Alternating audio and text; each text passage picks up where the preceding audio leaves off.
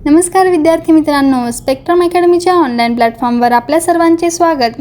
विद्यार्थी मित्रांनो, नाबार्डने विकास सहाय्यक या पदासाठी 177 जागांची पदभरती जाहीर केली आहे। सर्वात महत्त्वाचे म्हणजे या पदासाठी कोणत्याही प्रकारचा अनुभव आवश्यक नाही आणि तसेच वयोमर्यादा ही 21 ते 35 वर्ष असल्यामुळे उमेदवारांना एक चांगली सुवर्ण संधी नाबार्डने इथे उपलब्ध करून दिली आहे। चला तर मग बघूया या पदासाठी आवश्यक असणारी शैक्षणिक पात्रता, वयोमर्यादा, वेतन श्रेणी, परीक्षा प्रक्रिया अशा सर्व महत्त्वाच्या गोष्टींची माहिती। विद्यार्थी मित्रांनो, तुम्हा सर्वांना माहीतच असेल, नाबार्ड म्हणजेच national bank for agriculture and rural development ही एक भारतातील सर्वोच्च विकास वित्तीय संस्था आहे। तिचे मुख्यालय मुंबई येथे आहे आणि संपूर्ण भारतात प्रादेशिक कार्यालये आहेत। संपूर्ण भारतात नाबार्डने 177 विकास सहाय्यक पदांसाठी भरती जाहीर केली आहे। यामध्ये 2 पदांचा समावेश आहे। पहिले पद आहे डेव्हलपमेंट असिस्टंट म्हणजेच विकास सहाय्यक। या पदासाठी 173 जागा आहेत। तर दुसरे पद आहे डेव्हलपमेंट असिस्टंट हिंदी। या पदासाठी 4 जागा आहेत।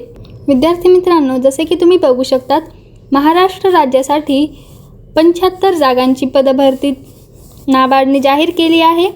यामध्ये जनरल कॅटेगरीसाठी 30 जागा, SC कॅटेगरीसाठी 8, ST कॅटेगरीसाठी 4, तर OBC कॅटेगरीसाठी 25 आणि EWS कॅटेगरीसाठी 8 जागांचा समावेश करण्यात आला आहे।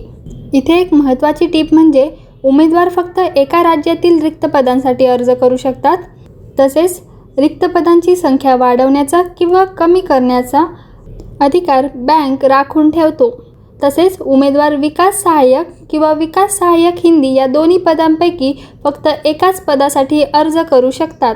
या पदांसाठी आवश्यक असणारी शैक्षणिक पात्रता बघूयात।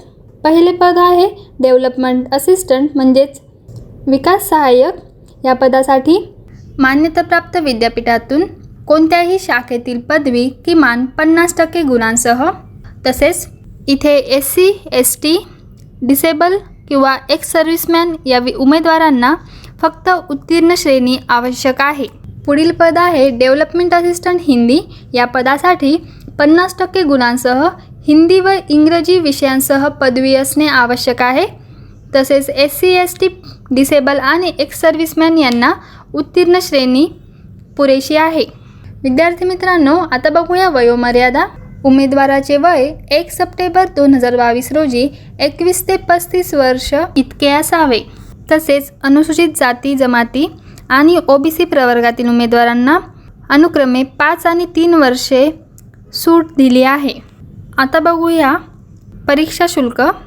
SC, ST, डिसेबल आणि एक्स सर्व्हिसमॅन या उमेदवारांना सूचना शुल्क 50 रुपये भरणे आवश्यक आहे। तसेच इतर उमेदवारांना परीक्षा शुल्क 400 रुपये आणि सूचना शुल्क 50 रुपये असे 450 रुपये ऑनलाईन पद्धतीने भरणे आवश्यक आहे।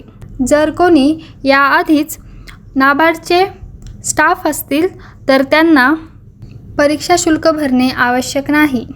विद्यार्थी मित्रांनो, आता बघूया निवड प्रक्रिया कशी असेल।